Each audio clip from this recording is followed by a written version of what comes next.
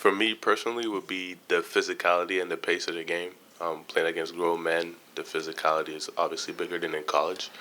But I think my teammates have made it easy for me and personally because they understand that, they know we're rookies, and they push us every day to get better. And it's a good camaraderie in practices and stuff like that, so it made it easy.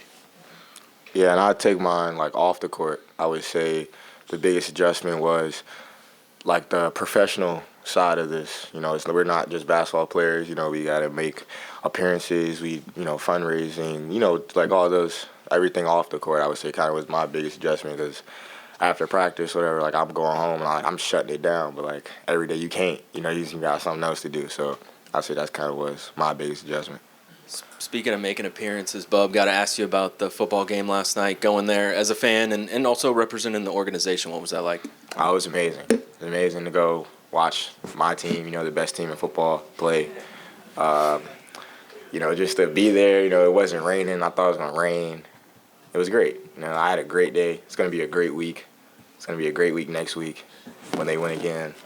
It's going to be a great week the week after that when you beat the Commanders. It's gonna, I'm having a great time right now. Follow-up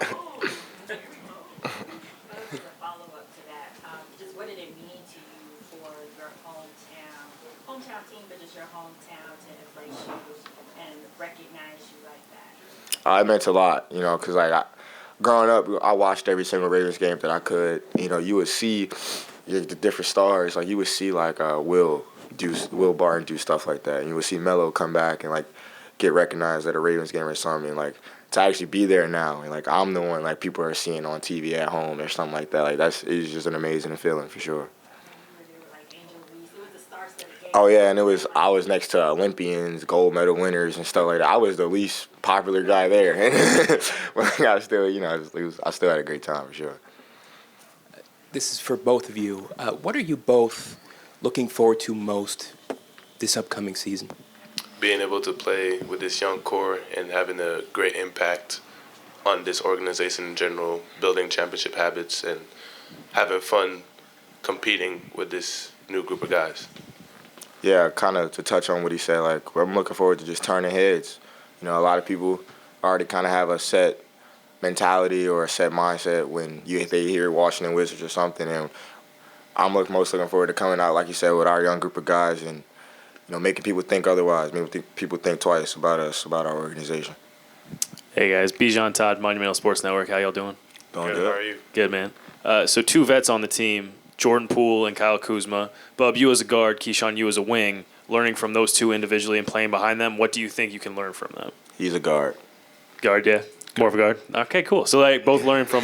You're a big guard though, right? You're pretty tall, both of you. So what do you think you can learn from playing behind guys like Jordan Poole and also Bilal Coulibaly, who's going into his second year, all that? I think for Jordan Poole and Kyle Kuzma, they both have championships, so they've been in organizations that have that had those habits and that been experienced the discipline and the habits you need to build to get to that point.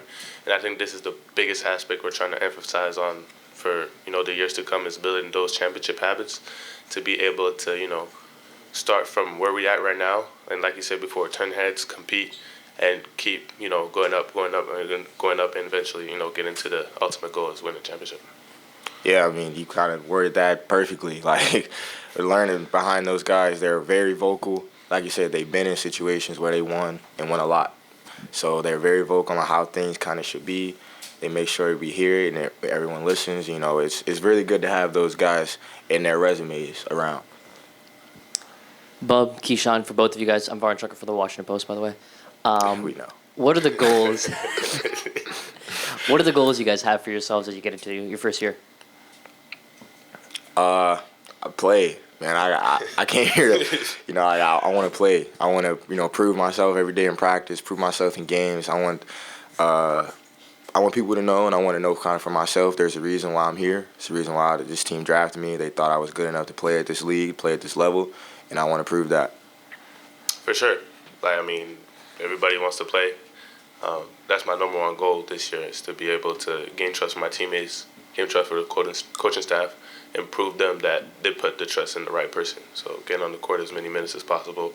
And, also getting experience and learning from, the vets that are on our team but also the vets that we're going to be playing against in other teams, just being able to, learn as much as possible and compete and win games.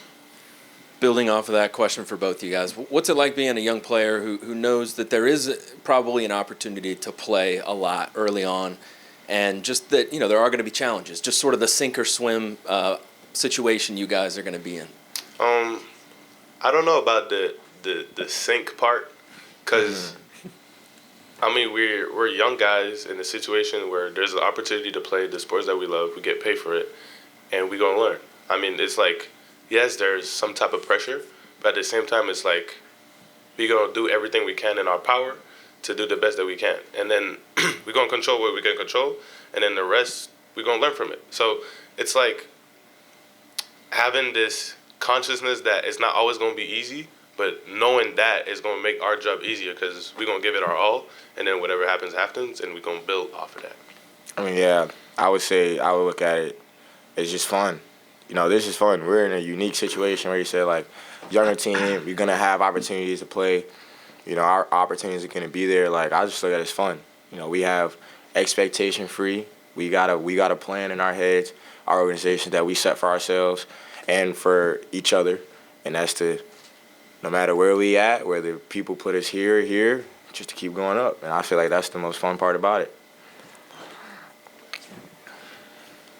Hi, guys. I'm Josh Valdez. Nice to meet you. I was wondering what you guys learned from playing this past summer, and how that compared to college. And how did you grow mentally, physically, to get ready for this season, your first season in the NBA? I would say this. It was the first time I was playing against people that are competing for contracts and having something to make their families live. So there's another dimension to competing, rather it's just, personal, is also competing to provide for their own families. And I think I felt that during this summer league. And it changes in a way, but it doesn't in another way, because it's basketball and you're just competing at the highest level. At the end of the day, everybody wants to win. So I think it's just about getting reps in, getting used to our teammates, and just, enjoying the process while doing that.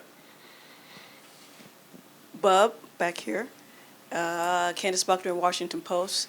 I'm sure you've been asked about this a lot, but over the offseason, if you put in a line to Will or maybe even Melo, just the realities of playing so close to home and the challenges, I'm sure there's a lot of joy that can come with your family watching you, but also the challenges of probably playing so close to home. Yeah, I've definitely had those conversations with. I reached out to Will about it. Melo's reached out to me, and actually the person I talked to the most was actually Rudy Gay about it, and he's been really been in my ear a lot, and just telling me like the biggest challenge that you're gonna have is you gotta learn how to say no to the people that you said yes to your whole life, and whether that be family, friends, coaches, trainers, whatever the case may be, like. You're in a unique situation where everybody that wanted you to succeed can now watch you, and they want to continue to give their 2 cents and continue to always be around, the case like that. So you say the biggest challenge you're going to do is trusting yourself and know that you got here because of your supporting cast, but you got here 90% because of you. So learn how to say no, learn how to trust in yourself, and just give it your all at the end of the day.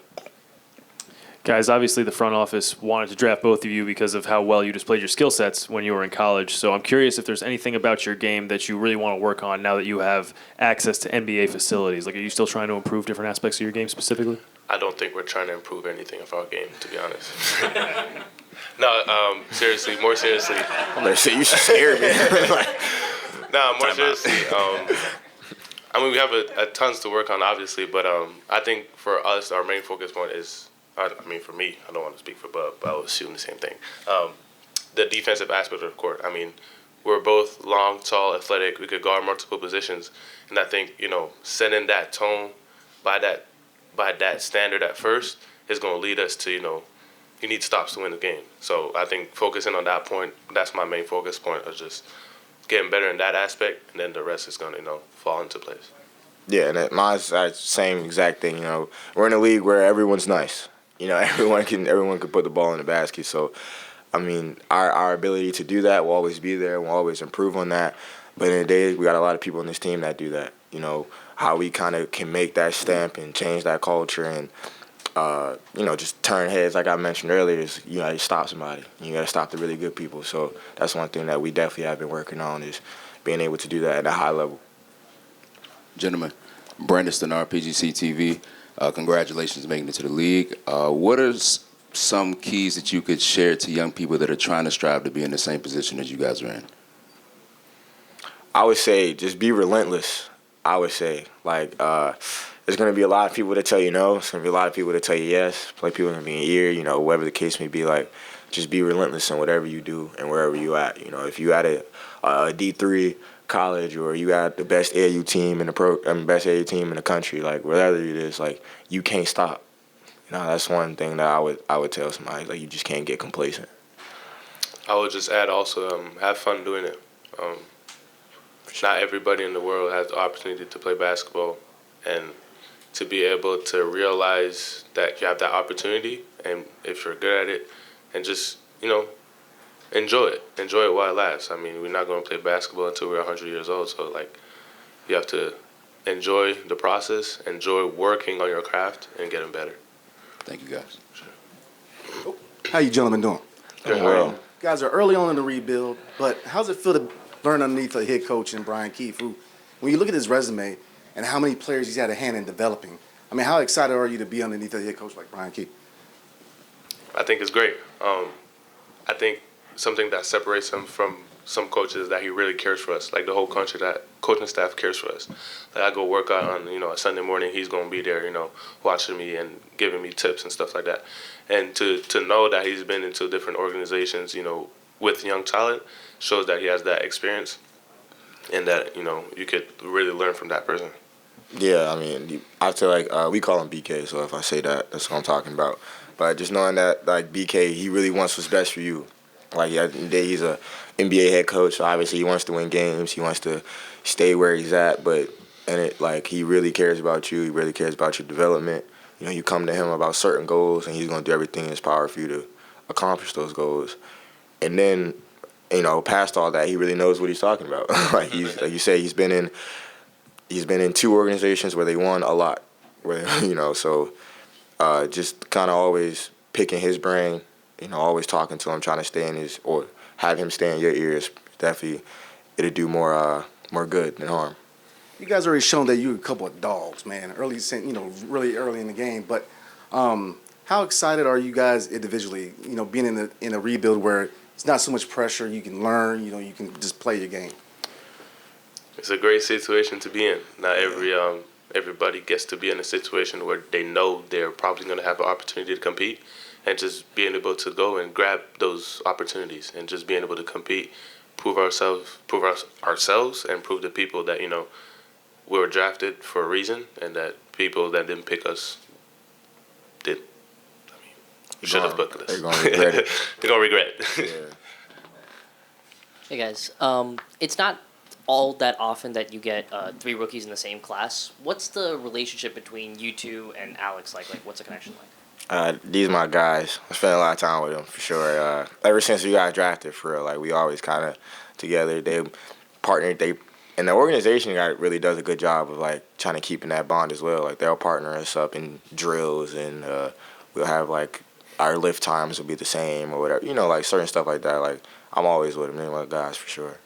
Yeah, it's super cool to be drafted with 2 other guys at the same time. I just couldn't really picture myself going through the first media stuff on my own without the draft guys next to us. And especially what makes it special is that they're good guys off the court too.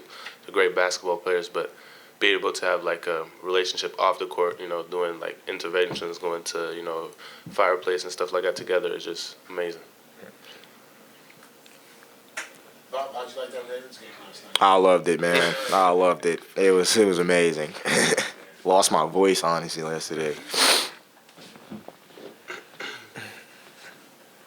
guys are all set? Thank you very much. Thank you guys.